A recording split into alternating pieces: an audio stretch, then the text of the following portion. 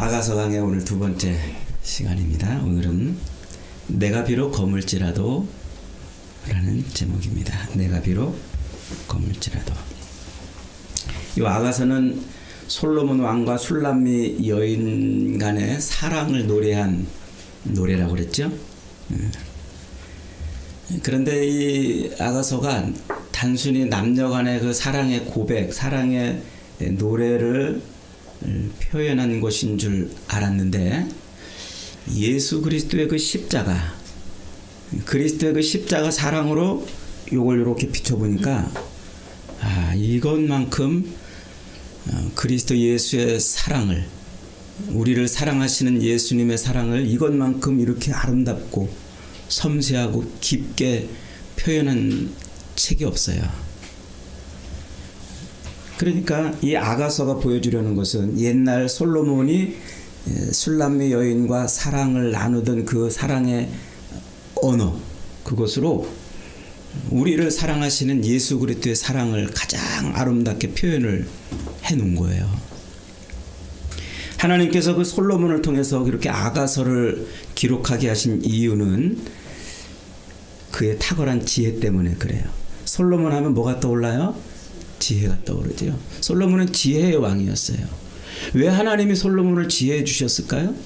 왜 하나님이 솔로몬에게 그렇게 탁월한 지혜를 주셨을까요?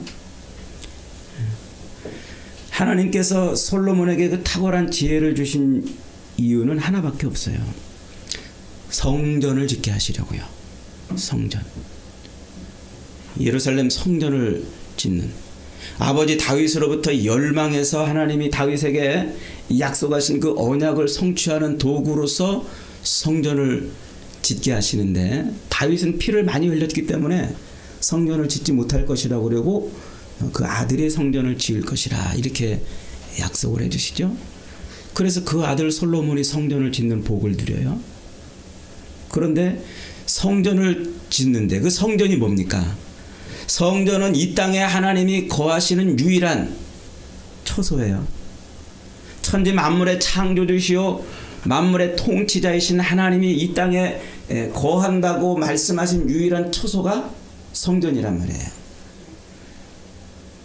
그 성전을 짓는데, 하나님의 거하시는 처소로서의 성전을 짓는데 대충 질 수는 없겠죠. 하나님이 그에게 복을 주시고 지혜를 부어주시는 거예요. 이걸 우리가 어디서 볼 수 있어요? 모세를 통해서 하나님이 성막을 짓게 하시죠. 광야에서. 광야 40년 동안 하나님이 그들 백성들 가운데 임재하시는 표시로서 불기둥과 구름기둥이 임하셨던 그 성막. 그 성막을 지을 때 누구를 통해서 지으셔요? 부살렐과 오홀리압이라는 사람을 세워서 짓습니다. 그런데 그 부살렐과 오홀리압을 하나님이 부르시고 그들에게 뭐 했다고요? 하나님의 영을 부어주셨어요. 그들에게 하나님의 영을 부어주시고 충만한 지혜를 부어주시고 온갖 재주를 그들에게 더하사 성막을 짓게 하셨어요. 그 자그마한 성막, 1000조가리로 이어서 만드는 그 작은 천막을 짓는데도 그렇게 지혜와 하나님의 영의 온갖 재주가 충만한 사람이 필요했다면, 이 땅에 건물로 세워질 그 으리으리하고 어마어마한 성전을 세우는 데는 얼마나 더 지혜가 충만해야 되겠습니까? 하나님이 솔로몬에게 지혜를 주시는 게 바로 그 성전을 짓기 위한 것이었어요. 그렇게 솔로몬은 하나님으로부터 탁월한 지혜를 받아서 자신도 모르는 사이에 자기의 인생을, 누구를 예표하는 인생이 되는 거예요? 예수 그리스도. 이 땅에 오셔서 진짜 성전, 건물로 세워진 그 성전을 허물어버리고 사흘 만에 진짜 성전을 세우시는 그 예수 그리스도를 예표하는 인생이 되어버린 거예요. 그래서 솔로몬은 그 풍성한 지혜, 하나님의 영으로 충만한 그 지혜를 가지고 이 땅에 진짜 오실 진짜 성전이 되실 그 예수 그리스도를 예표하는 성전을 세우면서 자기의 인생이 무슨 인생이, 어떤 인생이 된다고요? 예수님을 예표하는 인생이 되는 거예요. 예수님을 예표하는. 그리고 술람미 여인과의 그 사랑을 통해서 자기 백성들 곧 교회를 사랑하시는 예수 그리스도의 사랑을 최고의 언어로, 가장 아름다운 그 언어로 표현해 낸 겁니다. 그게 아가서예요. 그래서 이 아가서를 우리가 잘 읽으면 하나님이 우리를 어떻게 사랑하셨는지, 그리스도께서 자기 신부를 어떻게 사랑하셨는지를 알 수가 있는 거죠. 우리가 지난 시간에 첫 번째 강의를 통해서 2절 공부했죠. 2절에 솔로몬이 포도원에서 술람미 여인을 만났어요. 그래서 그 술람미 여인과 그 포도밭에서 눈이 맞아가지고 이제 사랑을 주고받아요. 그러면서 막 사랑을 고백했겠죠. 야, 너 참 아름답구나. 네 눈은 그럼 어쩜 그렇게 비둘기 같으냐. 네 목은 아주 그냥 사슴의 목 같구나. 이 뒤에 가면 이런 아주 그냥 기가 막힌 표현들이 많이 나와요. 그러면서 이제 술람미 여인에게 사랑을 고백하면서, 남자들 다 그렇잖아요. 여자들 만나가지고 사랑을 고백하면 그 다음에 진행되는 코스가 뭐야? 뽀뽀하려고 그런단 말이야. 입 맞추려고 지그마하니. 그 2절에 보니까 뭐라고 시작을 하고 있습니까? 내게 입 맞추기를 원하니 네 사랑이 포도주보다 나음이로다. 지금 술람미 여인이 자기에게 입 맞추기를 원하고 있는 그 솔로몬의 그 사랑을 지금 표현하는 거예요. 내게 입 맞추기를 원하니. 그 왜 지금 솔로몬이 술람미 여인에게 지금 입 맞춘다고 지금 그러고 있는 걸까요? 내 사랑을 좀 받아다오 그러는 거예요. 내가 정말 너 사랑해. 알지? 내가 너 사랑하는 거 알지? 그러면서 내 사랑을 고백했으니까 그 사랑을 반응해 달라는 거예요. 받아달라는 거예요. 그래서 뽀뽀를 하는 거죠. 뽀뽀를. 그런데 솔로몬이 지금 술람미 여인에게 사랑을 고백하고 뽀뽀를 하려고 하는 이 입맞춤을 하려고 하는 이게 뭐였어요? 이게 놀라운 그리스도의 사랑을 예표하는 거라고 그랬잖아요. 그래서 그게 어디에 등장한다고요? 자, 앞에 시편을 가면은 시편 2편이 바로 그거예요. 오늘 제가 예배 시작할 때 묵상한 말씀이기도 하죠. 시편 2편에 가면은요, 세상의 군왕들 그리고 많은 관원들이 꿰어가지고 여호와와 그의 기름 부음 받은 자를 대적하며 우리가 그 맨 것을 끊어버리자, 그의 결박을 벗어버리자, 이렇게 노래를 해요. 근데 이게 무엇을 예표하는 노래라고 그랬어요? 예수 그리스도를 십자가에 못 박아 죽이는 세상의 권력과 세상의 정치와 세상의 힘이 예수 그리스도를 십자가에 못 박아 죽이는 바로 그 사건을 예표하는 사건이라고 그랬죠. 그래서 세상 모든 권력과 힘과 이런 것들이 예수님을 십자가에 못 박는 그때 하나님은 그 장면을, 예수님을 십자가에 못 박는 그 장면을 하늘에서 보시고 어떻게 하신다고 그랬어요? 그들을 비웃으신다. 그러니까 온갖 세상의 그 힘과 권력과 정치와 그런 사상과 종교들이 어우러져 가지고 예수를 십자가에 못 박는 그 모습을 보고 하나님은 그들을 보고 비웃으셨다 그랬어요. 그러면서 그들을 향해서 뭐라고 그러신다고요? 2장 12절에 이렇게 말씀하고 있어요. 시편 2편 12절에 그의 아들에게 입맞추라. 그렇지 아니하면 진노하심으로 너희가 길에서 망하리니 그의 진노가 급하심이라. 여호와께 피하는 모든 사람은 다 복이 있도다. 그렇게 온갖 정치와 경제와 문화와 사상과 종교와 이념들이 어우러져 가지고 예수를 십자가에 못 박는 그 모습을 보고서 하나님이 그들을 뭐 하신다고요? 심판하시고, 하나님의 진노로 그들을 심판하시는데 그 심판에서 벗어날 수 있는 유일한 길이 뭐라고요? 그의 아들에게 빨리 입맞추라는 거예요. 그의 아들이 누구예요? 예수님이란 말이에요. 예수님하고 빨리 입맞추라. 그러면 그 진노하심에서 벗어날 것이다. 그러니까 지금 오늘 본문에 2절에서 왕이, 솔로몬 왕이 이 술람미 여인에게 입맞추려고 하는 그것을 지금 뭐라고 표현하고 있냐면 나샤크라는 단어를 가지고 설명하고 있어요. 이 나샤크라는 말은 헬라어로 프로스쿠네오라는 말이에요. 노예가 자기 주인 앞에 엎드려 가지고 주인의 팔에 키스하는 장면이에요. 그걸 설명하는 단어가 프로스코네오. 그걸 히브리어로 뭐라고 그런다고요? 나샤크. 지금 솔로몬이 자기가 술람미 여인에게 입맞춤을 시도하고 있는 그 모습을 무슨 단어를 가지고 설명하고 있는 거 하니까, 종이 자기 주인의 발에 엎드려 가지고 그 발에 내가 주인님께 충성하겠습니다, 주인님께 충성하겠습니다라는 그것을 표현하는 단어로 지금 술람미 여인에게 입맞춤을 시도하고 있는 거예요. 왕의 지위와 체면과 신분을 다 버리고 종이 되어서 주인의 발 앞에 무릎 꿇고 당신에게 충성하겠습니다, 이렇게 고백하는 거죠. 그러면서 그렇게 고백하는 그 고백, 그 사랑 고백이 무엇보다도 달콤하다고요? 포도주보다 달콤하다. 구약 성경에서 포도주는 세상의 풍성한 복을 상징하는 말이에요. 그러니까 세상이 줄 수 있는 그 풍성한 복, 세상에서 풍요로운 그런 복보다 더 좋은 것을 주겠다고 지금 솔로몬이 술람미 여인에게 고백하는 거예요. 바로 그게 그리스도의 사랑이에요. 세상에서 받을 수 있는 그 풍요로운 그 어떤 것보다도 더 좋은 것을 우리에게 주시는 사랑, 그 사랑, 그게 바로 그리스도의 사랑이잖아요. 주님은 그 사랑을 우리에게 어떻게 주셨어요? 나샤크. 자기의 지위와 신분과 체면과 모든 것을 다 내어버리면서 그렇게 사랑을 고백한, 바로 그 고백으로 우리에게 사랑을 고백하셨어요. 그게 십자가의 죽음입니다. 그래서 3절에 내 기름이 향기로워 아름답고 내 이름이 쏟은 향기름 같다고 노래하지요. 기름이 뭐예요?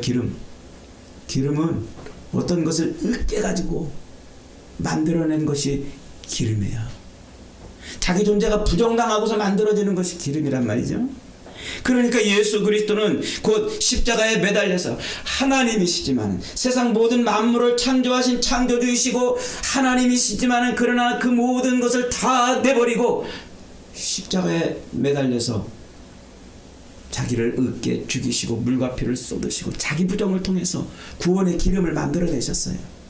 구원의 기름을. 자기가 사랑하는 신부를 하나님의 진노로부터 구원하시려고, 하나님의 진노가 임할 때 그 진노로부터 구원하시려고 자기 사랑하는 자들에게 입맞춤으로, 자기 모든 것을 다 내던지는 입맞춤으로 그렇게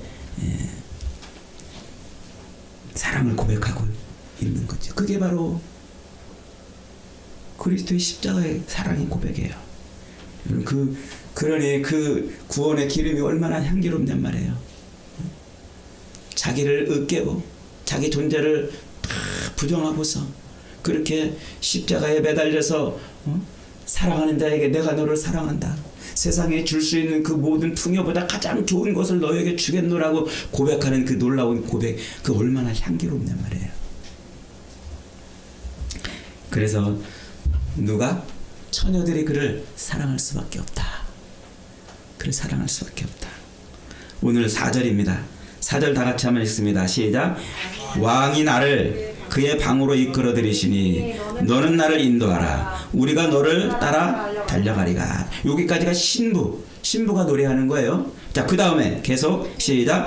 우리가 너로 말미암아 기뻐하며 즐거워하니 내 사랑이 포도주보다 더 진함이라. 처녀들이 너를 사랑함이 마땅하니라. 요건 이제 합창단의 합창이에요. 백 코러스를 넣은 거예요.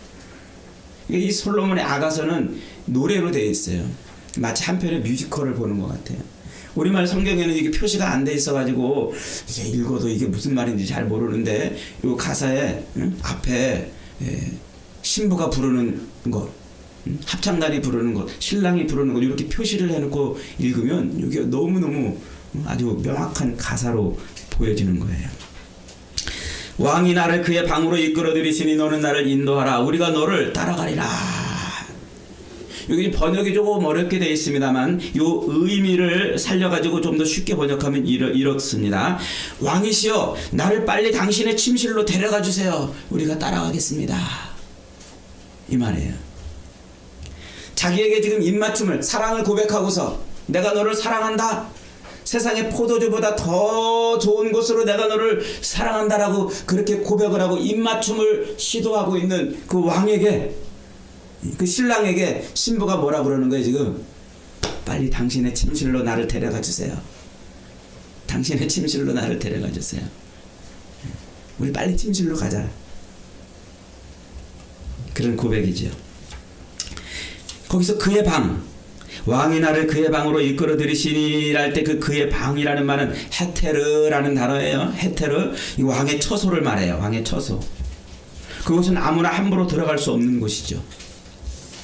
우리가 저 에스더 성경에 가면은 이 하만이 유대 민족을 다 죽이려고 작전을 짜가지고 그렇게 반포를 했어요. 공포를 했어요. 그러니까 이제 에스더의 사촌 오빠 모르드게가 걱정이 돼가지고 왕비한테, 에스더한테, 야, 이 큰일 났다. 하만이 우리를 지금 죽이려고 이런 작전을 짜가지고 공문을 다 발송했다. 그러니까 에스더가 그 사촌 오빠의 편지를 보고서는 뭐라고 답장을 보냈어요? 오라버니, 정말 안타까운 일인데요. 나도 지금 왕 앞에 나간 지가 한 달이나 됐어요. 왕 앞에 나간 지가 한 달이나 됐어요. 왕이 나를 나오라고 하기 전에 내가 먼저 왕이 있는 곳에 가면 나 죽어요. 나 죽어요. 왕이 있는 곳에 아무도 함부로 들어갈 수 없기 때문에 그래요. 이렇게 답을 해요. 그때 그 왕의 처소, 왕의 허락이 떨어지지 않으면 들어갈 수 없는 곳, 아무도 왕이 허락하지 않으면 들어갈 수 없는 그곳, 그곳이 바로 지금 헤테르라는 말이에요. 그러니까 지금 신부가 신랑한테 나를 당신의 침실로 데려가 주세요 하는 그 침실이 바로 왕의 허락이 떨어져야만 들어갈 수 있는 그곳이에요. 누구든지 왕이 부르지 않으면 나갈 수 없는, 함부로 들어가면 죽임을 당하는 그곳이 어디죠? 이 땅에 유일하게 그렇게 왕이 허락하지 않으면 들어갈 수 없었던 곳, 함부로 들어갔다가는 죽음을 당했던 곳이 어디죠? 지성소예요. 그것이 바로 지성소예요. 성전의 지성소, 휘장으로 가려져 있어서 함부로 들어갈 수 없는 그곳, 하나님께서 십계명 돌판을 언약궤에 넣어가지고 감춰두었던 바로 그곳, 거기는 유일하게 1년에 한 차례씩 대제사장이 속죄의 피를 대접에 담아가지고 들어갈 수 있는 곳이에요. 거기 들어가서도 그 제사장이 하나님의 법대로 하지 않으면 죽임을 당했어요. 그래서 1년에 한 차례씩 그 지성소 안으로 들어갈 때에 제사장 발에다 뭘 묶고 들어갔어요? 밑에는 방울을 달고 발목에는 줄을 달고 그러고 들어갔어요. 그러고 들어가서 그 속죄소에서 속죄의 제사를 드리는데 이 움직일 때마다 방울이 딸랑딸랑 거릴 거 아닙니까? 방울 소리가 안 들리면 어떻게 된 거예요? 죽은 거예요. 그러면 그 발목에 매달려 있는 줄을 잡아당겨가지고 시신을 끄집어내야만 했던 그곳이 바로 지성소예요. 왕의 허락이 없이는 들어갈 수 없는 것. 오직 1년에 한 차례 대제사장이 양의 피, 그 속죄의 피를 가지고만 들어갈 수 있는 곳. 이 땅에 유일하게 하나님의 처소요, 하나님의 통치의 자리요, 속죄의 자리였던 바로 그 지성소, 그걸 말하는 장소예요. 지금 술람미 여인이 솔로몬에게 헤테르 그 장소로 지금 나를 인도해달라고 그러는 거예요. 왕이시여, 나를 빨리 당신의 처소, 당신의 통치의 자리로 데려가 주세요. 그 속죄의 자리로 나를 데려가 주세요. 빨리 그 속죄의 침실로 나를 이끌어 달라는 거지요. 왕의 지위와 체면과 신분을 버리고 포도주보다 더 좋은 이 세상의 풍요와 복보다 더 좋은 것을 주겠노라고 입맞춤을 시도하고 있는 그 왕에게 신부가 뭐라고 화답하는 거예요? 왕이여, 나를 그 침실로 보내주세요. 나를 그 통치의 자리로, 속죄의 자리로 이끌어 주십시오. 자기 죄를 씻어 정결한 신부가 되겠다는 거예요. 자기 죄를 씻어서 빨리 정결한 신부가 되게 해달라는 거예요. 고린도후서 11장 2절에 가면은요, 사도 바울이 고린도 교회를 향해서 이렇게 말하는 구절이 있어요. 내가 하나님의 열심으로 너희를 위하여 열심을 내노니 내가 너희를 정결한 처녀로 한 남편인 그리스도께 드리려고 중매함이로다. 바울이 고린도 교회를 향해서, 그 교인들을 향해서 자기를 뭐라고 소개하냐면, 나 중매쟁이야. 내가 이렇게 열심을 내고 내가 이렇게 너희를 중매를 열심히 쓰려고 그러는 것은 그리스도와 너희를 이렇게 하나로 엮어주려고 그러는 건데, 너희를 어떻게 정결한 신부가 되게 하려고, 그리스도의 정결한 신부가 되게 하려고 내가 이렇게 열심을 내서 중매쟁이 노릇을 하고 있는 거야 라고 고린도 교회를 향해서 말하고 있어요. 여러분, 예수 그리스도의 신부가 되는 교회는 가장 첫 번째가 뭐예요? 정결해요. 정결. 그리스도의 신부로서의 자격의 첫 번째, 그 첫 단추는 정결해요. 그래서 사도 요한은 요한일서 1장 7절로 9절에서 이렇게 표현합니다. 그가 빛 가운데 계신 것 같이 우리도 빛 가운데 행하면 우리가 서로 사귐이 있고 그 아들 예수의 피가 우리를 모든 죄에서 깨끗하게 하실 것이다.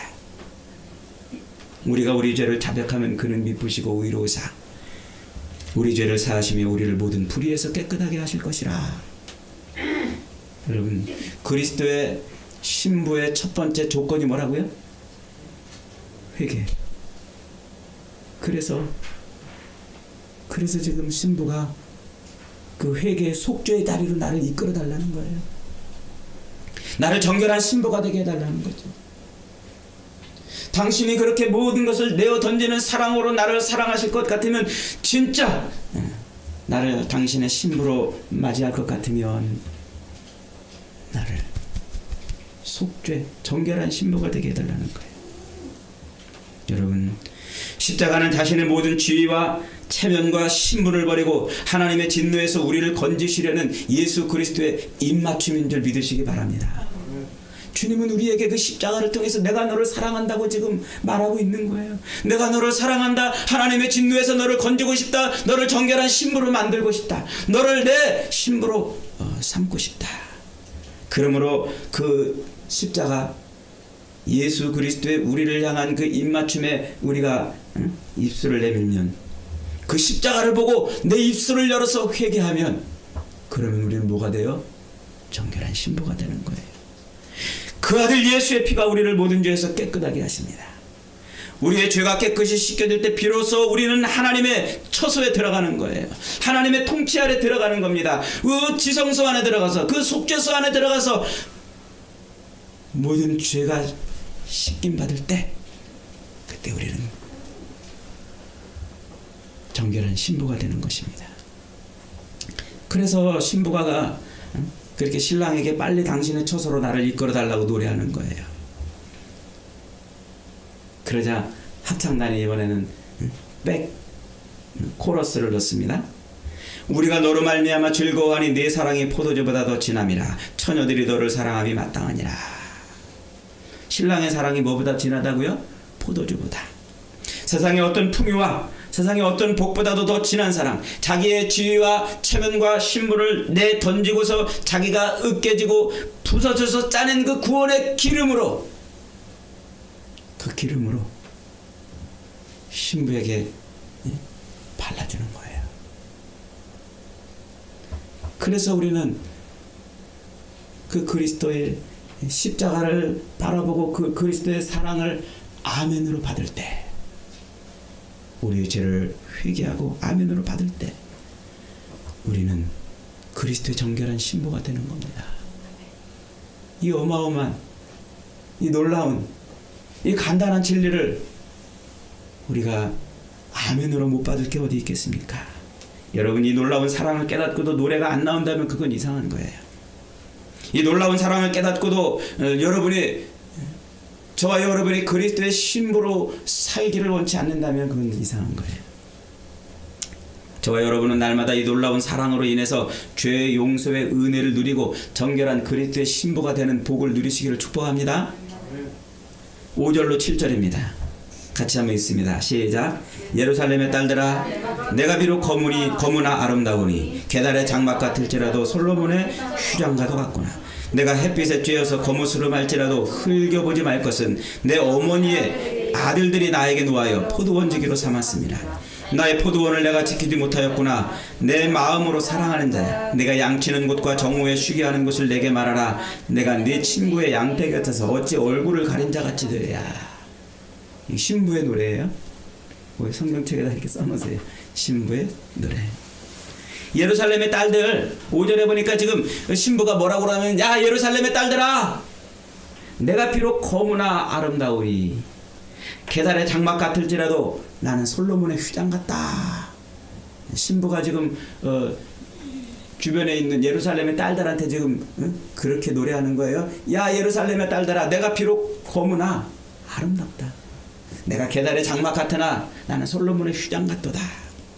이 예루살렘의 딸들은 은혜로 구원받은 교회, 그냥 무조건적인 은혜로 구원받은 그 술람미 여인과 대척점에 있는 존재들이에요. 율법주의, 외식하는 자들을 의미해요. 외모로 사람을 평가하고 종교적 행위로, 율법을 지키는 행위로 구원받는 사람들을 지칭하는 것이에요. 그래서 그들을 향해서 신부가 노래하는 거야. 야 이것들아, 내가 비록 외모는 거무나 속마음은 아름답고 내가 겉으로는 비록 계달의 장막같이 보일지라도 속은 솔로몬의 휘장이로다. 내가 이렇게 외모가 검고 차림새가 계달의 장막처럼 꾸질꾸질해 보이는 것은 내 어머니의 아들들, 내 어머니의 아들들, 성경에서 내 어머니의 아들들이라는 표현은 이복 오빠들을 표현하는 표현이에요. 내 이복 오빠, 배다른 오빠들이 나를 신데렐라처럼 포도밭에 보내가지고 나를 하루 종일 자기들 포도밭을 가꾸라고 일을 시켜가지고 그랬다는, 햇빛에 나가서 내가 그을려가지고 내가 이렇게 거무틱틱하게 됐다는 거죠.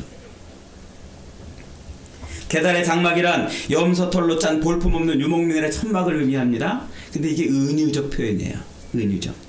계달이라는 사람은 자 창세기 25장에 가면은요, 그 사람이 누굽니까? 이스마엘의 자식이에요. 이스마엘의 둘째 아들. 이스마엘이 누구예요? 하나님이 아브라함에게, 야 내가 너에게 약속의 자식을 주겠노라. 너에게 약속의 자식을 주겠노라 약속했잖아요. 그런데 아브라함이 기다리지 못하고, 내가 나이가 이렇게 됐는데 아직도 안 주시네? 사라가 옆에서 또 쿡쿡 찔러요. 여보, 당신 이제 생식 능력도 다 사라지고 그러는데 그러기 전에 내 몸 좀 하가라고 합방해가지고 그렇게라도 아들을 낳는 게 어때? 아브라함이 하나님의 약속을 붙들지 못하죠. 그래서 하가라고 낳은 자식이 이스마엘이에요. 그 이스마엘의 아들이 누구라고요? 게달이라고요. 그래서 성경은 지금 이 이스마엘의 자식, 그 자식을 뭐라고 은유적으로 표현하고 있냐면, 인간의 힘과 노력과 인간의 그 어떤 것으로 뭔가를 이루어 보려고 애쓰고 몸부림치는 것을 상징하는 그런 표현이에요. 계달의 장막이란 겉으로는 정말 볼품없고 염소털로 짠 정말 별 볼 일 없는 그런 천막을 의미하지만, 그게 상징하는 바가 뭐라고요? 인간의 힘과 노력과 자기 노력으로 뭔가를 이루어내보려고 애쓰고 몸부림치는 것을 계달의 장막이라고 그런단 말이에요. 그렇게 이스마엘의 자식은 그 계달의 장막이란 볼품없고 너덜거리는 유목민의 천막임과 동시에 자기 힘으로, 자기 노력으로, 자기 행위로, 자기 열심으로 뭔가를 이루어내려고 애쓰고 몸부림치는 것을 말한단 말이에요. 그러니까 지금 이 신부가 지금 뭐하고 있는 거예요?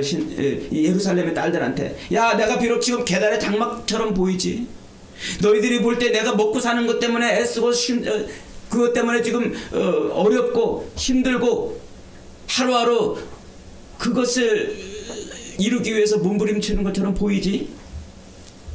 그러나 나는 솔로몬의 휘장이다 하는 거예요. 내가 지금 겉으로 보기에는 거무틱틱하고 별 볼 일 없고 먹고 사는 것 때문에 힘겨워서 하루하루 그렇게 애쓰고 수고하고 몸부림치는 것처럼 보이지? 야, 그러나 나는 솔로몬의 휘장이야. 솔로몬의 휘장이야. 솔로몬의 휘장이 뭘까요? 성소와 지성소를 가르는 천이에요. 커튼이죠. 커튼. 그 커튼 속이 지성소예요. 그 커튼 속에 뭐가 들어있어요? 하나님의 언약궤가 들어있어요. 그러니까 솔로몬의 휴장이란 곳 하나님의 언약궤를 품고 있는 거예요. 하나님의 언약궤. 계달의 장막. 인간의 노력과 힘으로 자기 몸부림으로 하루하루 먹고 살려고 끙끙거리고 애쓰고 수고하고 땀 흘리고 사는 그런 삶을 사는 것처럼 보이지만, 그러나 나는 내 속에는 하나님의 언약이 있단 말이야. 너희들이 볼 때 나는 너희들처럼 똑같이 하루하루 그저 먹고 사는 것 때문에 끙끙거리고 애가 달아 살고 그것 때문에 몸부림치며 살고 있는 것처럼 보이지만, 나는 내 속에는 하나님의 언약이 있단 말이야. 내가 비록 겉모습은 검으나 겉으로 보기에는 여느 인간들하고 비슷하지만 나는 아름다운 신부라는 거예요. 나는 아름다운 신부. 겉으로 볼 땐 나 역시도 너희들처럼 먹고 사는 것 때문에 애쓰고 종교적으로 설하고 뭔가를 이루려고 그렇게 사는 것처럼 보이지만, 나는 신랑의 약속을 받은 몸이라는 거예요. 하나님의 언약을 품고 있는 존재라는 거죠. 별 볼 일 없는 계달의 장막처럼 보이지만 나는 구원의 예복을 입고 있다는 거예요. 신랑이 보내준 그 구원의 예복을 입고 있는 신부라는 거예요. 여러분,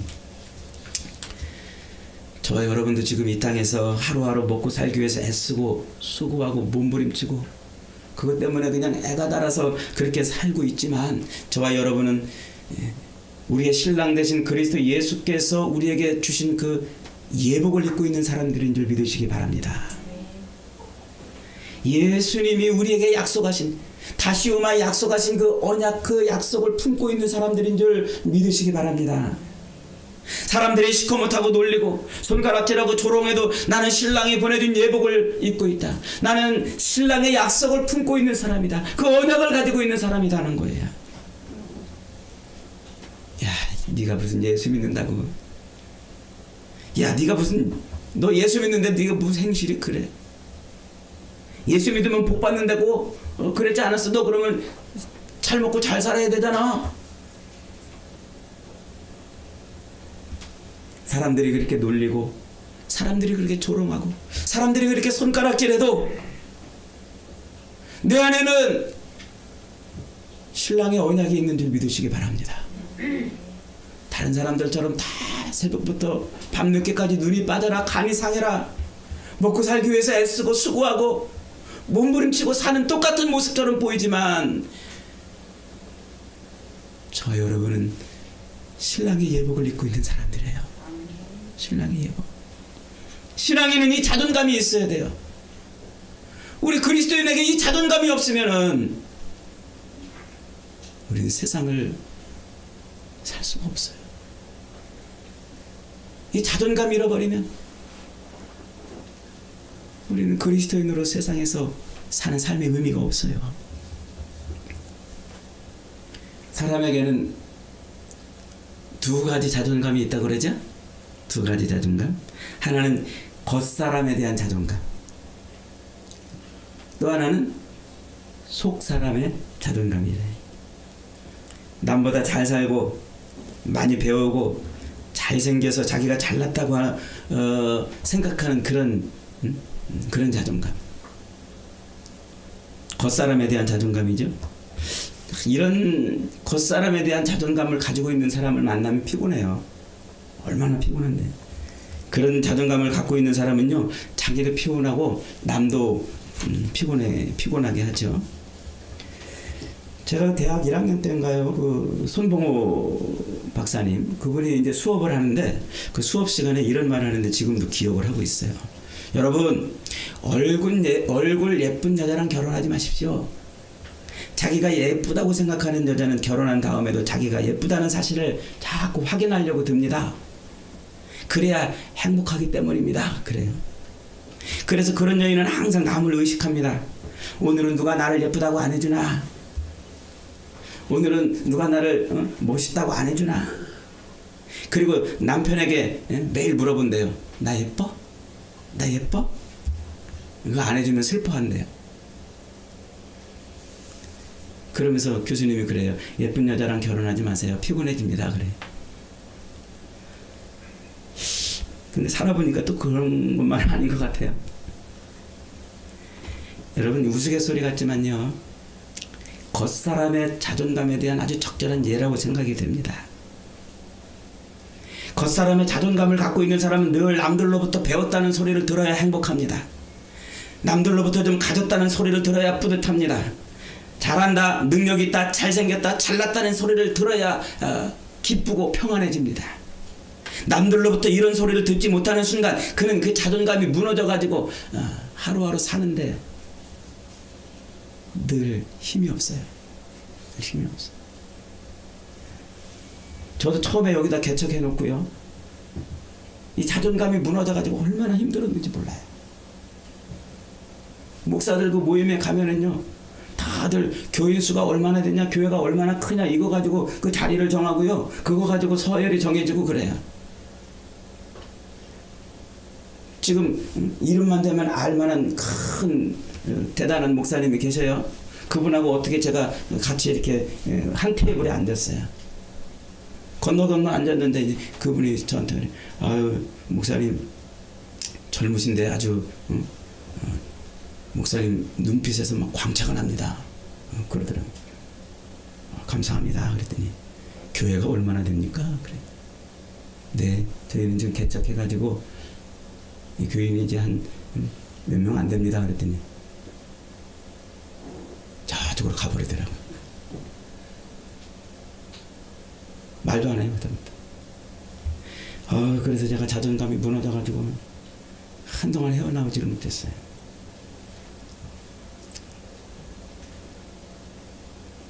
지금은 어때요? 여러분 보기엔 어때요? 여러분 겉사람의 자존감은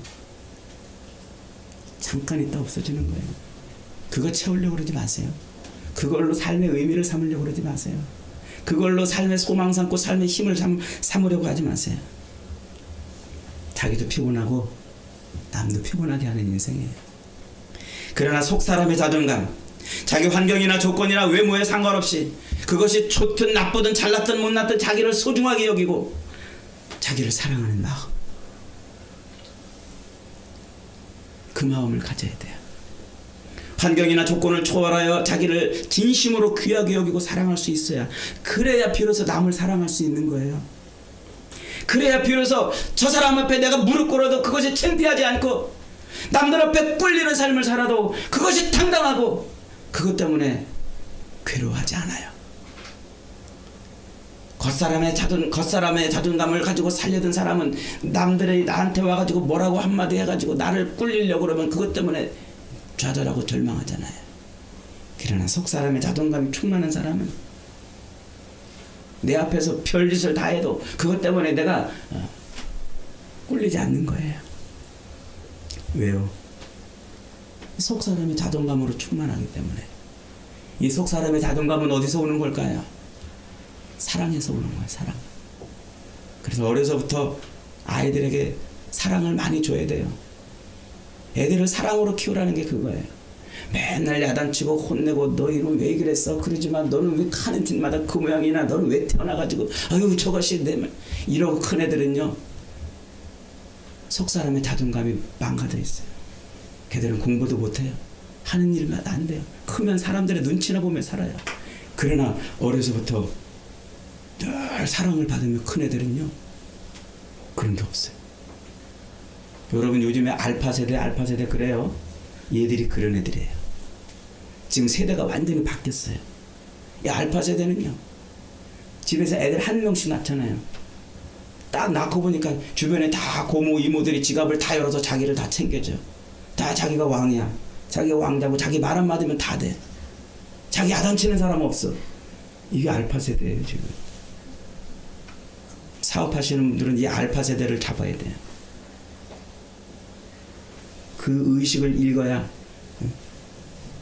앞으로 지금 이 알파 세대가 지금 초등학교 6학년 중학교 한 2, 3학년 이런 애들인데 한 5년 뒤 10년 뒤면 얘들이 우리 사회 주역이에요. 얘들을 잡아야 사업이 돼요.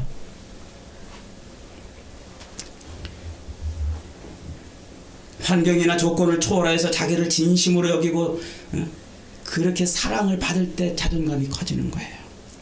옛날 예수님이 사마리아 땅 수가성에서 한낮에 우물가에서 쉬셨어요. 그때 한 여인이 물길로 왔습니다. 사람들의 눈을 피해서 힐끔힐끔 한낮에 온 거죠. 한낮에는 사람들이 물길로 오지 않았기 때문에요. 그 사건의 기본 바탕이 뭐예요? 자존감 문제입니다. 낮은 자존감. 사람들의 눈을 피해서 물을 길러 다녀야 했던 이 여인의 자존감은 땅바닥에 내동댕이 쳐져 있었습니다. 아무도 그를 사랑해주지 않았기 때문이죠. 오히려 조롱하고 멸시하고 손가락질했습니다. 예수님이 그 여인에게 말을 걸었습니다. 여자여, 내게 물을 좀 주시오. 예수님은 끈질기게 그 여인에게 대화를 하셨어요. 그리고는 그 여인의 낮은 자존감을 까발렸어요. 내게 남편이 다섯 있으나 지금 있는 남편도 내 남편이 아니로다. 여인의 심장을 찔렀습니다. 그렇게 그녀는 그날 모든 사람들이 만나기를 열망했던 누구를 만난 거예요? 메시아를 만난 겁니다. 메시아이신 예수님이 바로 자기를 만나주시고 자기와 말씀해주시고 자기에게 삶의 문제, 생수의 근원을 던져주신 겁니다. 자기를 사랑한 거예요. 조상들이 바라고 바라던 그 메시아, 사람들이 그렇게 열망하고 바라던 그 메시아를 만났습니다. 그리고 구원을 선물로 받았습니다. 그러자 이 여인에게서 일어난 변화가 뭡니까? 그녀는 자기 자신을 다르게 보기 시작했어요. 자기 겉사람의 환경은 조금 더 변한 것이 없지만 그의 속사람은 완전히 달라졌습니다. 비록 자기가 하나님의 특별한 사랑을 받는 그런 자기 비록 이렇게 사람들에게 멸시받고 조롱받지만 그러나 자기는 하나님을 독대했고 메시아를 단독으로 만나서 메시아로부터 놀라운 구원의 말씀을 들었던 거예요. 그래서 그녀는 자기 겉사람은 아무것도 바뀐 것이 없지만 자기를 조롱하는 사람들 앞에 달려가서 내가 메시아를 만났노라! 내가 메시아를 만났노라 외칠 수 있었던 겁니다. 그렇게 부끄럽고 두려워하던 동네 사람들에게로 달려갔던 것이죠. 그리고 그들은 그렇게 그 여인이 바라보는 예수님을 보기 위해서 몰려들었던 거예요. 메시아를 만나니까 자존감이 회복이 되는 거예요. 그녀를 그렇게 조롱하고 멸시하던 사람들에게 당당히 외칠 수 있는, 여러분 메시아를 만나면 여러분의 자존감이 회복되는 줄 믿으시기 바랍니다. 세상의 모든 만물을 창조하시고 통치하시는 그분, 메시아로 이 땅에 오신 예수 그리스도를 만나면 여러분의 모든 자존감이 회복되는 줄 믿으시기 바랍니다. 여러분 어때요? 지금 여러분의 자존감은 안녕하십니까? 자존감은 사랑이 밥이고 사랑이 보약입니다. 그리고 그 사랑은 무조건적이어야 합니다. 뭘 달라고 그러는 사랑은 도움이 안 됩니다. 무조건적인 사랑만이 자존감을 높여줍니다. 세상에 하나님의 사랑 말고 무조건적인 사랑이 어디 있습니까? 그러므로 여러분 날마다 하나님의 사랑을 먹어야 돼요. 아무 조건 없이 자기를 자기 신분과 지위와 체면과 모든 것을 내어 던지고 십자가에서 우리를 사랑한다고 외치는 그 그리스도의 사랑을 먹어야, 그래야 무너진 자존감이 회복되는 거예요. 그래서 사람들이 우리의 모습을 보고 네가 검다고 놀리고 계달의 장막처럼 보인다고 놀려도 그렇게 조롱해도 우리가 세상에서 당당하고 자신 있게 살 수 있는 거예요. 그리스도인으로 자신 있게 세상에 나가 살 수 있는 거예요. 예수 믿는다고 하면서도 그리스도를 증거하지 못하고 나타내지 못하는 그런 무기력한 자존감이 아니라 내가 메시아를 만났노라, 그리스도를 만났노라 찬양하고 노래할 수 있는 거예요. 예수 믿는다고 하면서도 식사할 때 식사기도 한 번도 하지 못하는 그런 부끄러운 모습이 아니라 당당하게 나는 예수쟁이라고, 나는 신랑의 언약을 갖고 있는 사람이라고, 나는 메시아를 만나노라고 고백할 수 있는 겁니다. 사랑하는 여러분, 여러분의 처지가, 여러분의 처한 환경이 여러분을 슬프고 여러분을 아프게 할 때마다 하나님의 사랑을 기억하시기 바랍니다. 바다 같은 사랑을 기억해내십시오. 그 사랑을 찬양하십시오. 아들을 아끼지 않고 십자가에 내어주신 그 하나님의 사랑, 먹물처럼 시커먼 우리의 모든 더러운 죄악들을 씻어내주는 그 사랑, 똑같은 죄를 밥 먹듯 짓고 있는 우리의 가증한 죄를 날마다 용서해 주시는 그 어마어마한 사랑, 그 사랑을 기억해내십시오. 주님은 이 땅에서 우리로 그리스도의 신부로 당당하게 살아가게 하시기를 원하십니다. 우리를 도우시는 그 사랑, 우리의 연약함을 돌보지 아니하시고 내버려두는 것이 아니라 때를 따라 돕는 은혜로 우리와 함께 하시고 우리의 작은 신음에도 응답하시는 그 사랑, 한 번도 나를 배반하지 않으시는 사랑, 인간의 자존감은 그 하나님의 사랑으로만 채워지고 온전해지는 줄 믿으시기 바랍니다. 그런 건강한 자존감이, 그리스도를 만난 그 사랑, 그 자존감이 세상을 이기는 힘이 되고 세상을 살아가는 동력이 되고 밥이 되고 보약이 되고 양식이 되는 겁니다. 여러분의 인생에서 여러분의 삶을 매일마다 즐겁게 하고 매일마다 신나게 하는 것이 무엇이 있을까요? 사람들은 돈이라고 생각합니다. 그러나 쌓아둘 곳 없이 돈을 쌓아둔 사람들이 창문에서 떨어져 자기 삶을 마감하는 그런 것을 어떻게 설명할 수 있겠습니까? 돈은 우리의 인생의 소망이 되지 못해요. 동력이 되지 못해요. 우리의 자존감을 높여주는 것이 되지 못해요. 삶의 힘이 되지 못합니다. 우리 인생 어렵고 힘든, 매일 일어나면 똑같은 삶을 살아야 되는 그런 인생이지만, 생로병사의 그 굴레 안에서 매일 어렵고 힘든 삶을 살아가지만 우리를 살게 하시는 것은 그리스도의 사랑입니다. 우리의 신랑 되신 예수 그리스도의 사랑입니다. 그 사랑을 붙드십시오. 그 사랑을 의지하십시오. 그 사랑을 기억해내십시오. 그 사랑을 찬양하십시오. 비록 지금 내 모습은 검지만, 계달의 장막처럼 보이지만 하나님의 언약을 품은 솔로몬의 휴장 같은 그런 존재가 저와 여러분입니다. 사랑하는 여러분, 아들을 십자가에 매달아 죽이시기까지 나를 사랑하신 하나님의 사랑을 배부르게 먹으시기 바랍니다. 그래서 날마다 튼튼하고 건강하며 세상 사람들의 어떤 조롱과 비난과 손가락질도 다 이겨내어서 다시 오실 신랑을 당당하게 기다리는 정결한 신부로, 그렇게 오늘도 저와 여러분이 살아갈 수 있는 아름다운 신부들이 되시기를 주님의 이름으로 축복합니다.